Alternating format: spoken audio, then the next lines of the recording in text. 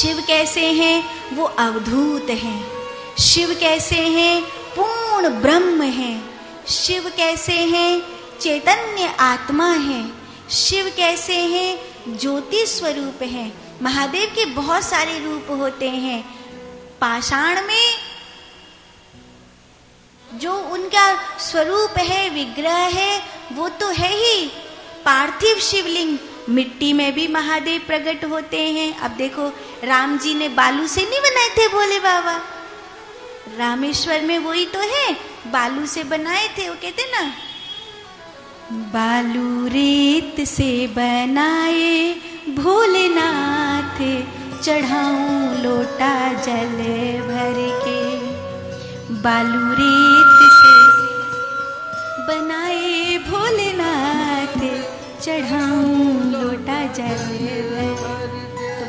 तो बनाए थे ना, तो पार्थिव शिवलिंग होते हैं।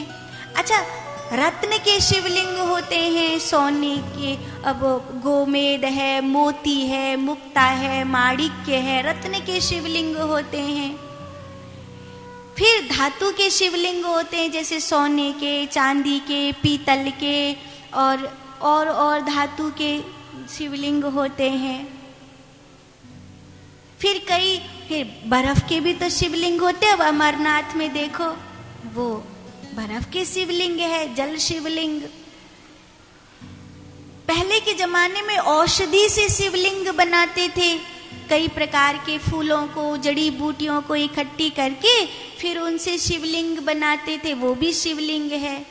फिर पारद के शिवलिंग होते हैं, नर्मदेश्वर शिवलिंग होते हैं। तो आपके घर में छोटे छोटे वो शिवलिंग का वो होता है ना। कई लोग कहते घर में शिवलिंग नहीं रखनी चाहिए। रखो, खूब रखो, पर शिवलिंग की जलेरी हमेशा उत्तर में होनी चाहिए। कहाँ होनी चाहिए? उत्तर में। अगर चांदी का पात्र हो तो चांदी के पात्र में रखो। चांदी का पात्र ना हो किसी कारण से तो तांबे के पात्र में रखो।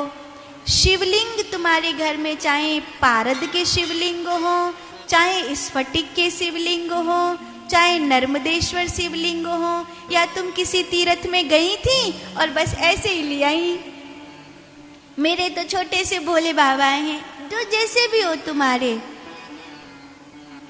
पर उनको सीधा सीधा धरती में नहीं रखना चाहिए। मंदिर में उनको सीधा सीधा नहीं टेकना चाहिए। या तो तांबे की प्लेट हो, नहीं तो सबसे अच्छा है चांदी की प्लेट हो।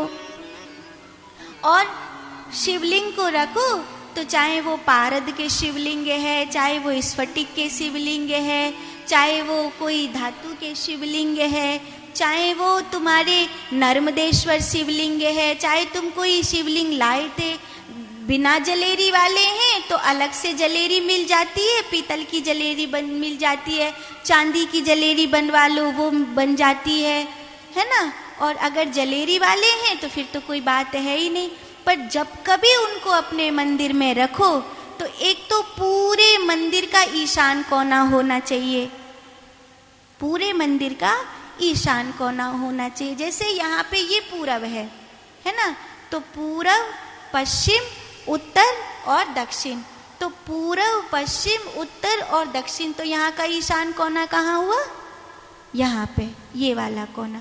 पूरब और उत्तर का जो कोना होता है वो ईशान कोना होता है। तो भोले बाबा को कहाँ रखना चाहिए? ईशान कोने में रखना चाहिए। जो भी तुम्हारा मंदिर है, छोटा है बड़ा है, तुम्हारे जो पूजा का आला होगा तो उसमें, और उसमें भी भोले बाबा की जलेरी उत्तर में ही रहे। भोले बाबा की जलेरी अगर पश्चिम में कर दोगे, पूरब में कर दोगे, दक्षिण में कर दोगे तो उसका प्रभाव उसी दिन तुम्हारे घर पे वैसा पड़ेगा। तो उनकी जो जलेरी है वो जलेरी हमेशा उत्तर में ही होनी चाहिए। मतलब जो पानी गिरता है वो हमेशा उत्तर की ओर ही जाना चाहिए, जलेरी उत्तर में होनी चाहिए। अब कई लोग ऐसे आते हैं कि भंगेड़ी नशेड़ी के रूप में भोले बाबा को प्रदर्शित करते हैं, तो उनको तुरंत धमकाओ कि हमारे जैसे आप अपने माँ की, अपने बाप की निंदा नहीं सुन सकते, अपने गुरु की निंदा नहीं सुन सकते, ऐसे ही शिव महादेव की निंदा मत सुनिए कि हाय हाय भंग तुम्हारी, भोला में घोटत घोटत हारी। कोई भोले बाबा भंगेड़ी थोड़ी हैं। आजकल ऐसे ऐसे भजन चले हैं कि गणेश के पप्पा मैं तो जा रही हूं माई के। वो तुम कर सकती हो, पर वो पार्वती है, वो जगदम्बा है। तुम्हें उसको देखकर जानना है कि तुम भी जगदम्बा हो, ना कि जगदम्बा को अपने स्तर पे लाना है। ऊंचे को नीचा नहीं लाना है, जो नीचा है उसे ऊंचा उठाना है। हम नीच हैं, नीचे ही ऊंच करे मेरो गोविंद, काहू ते न डरे। हम नीचे हैं, हम बुरे हैं, हमें जीव से शिव होना है, ना कि शिव को जीव बनाना है। समझ रहे हो ना? ना कि जीव को शिव को जीव बनाना है। तो कभी कोई भी महादेव का अपमान करे भेष में, भजन में, किसी भी रूप में, तो अपने परमात्मा का अपमान न सहो। जैसे अपने माँ बाप और गुरु की निंदा नहीं सहते, ऐसे ही अपने भोलेनाथ की निंदा भी मत सहना।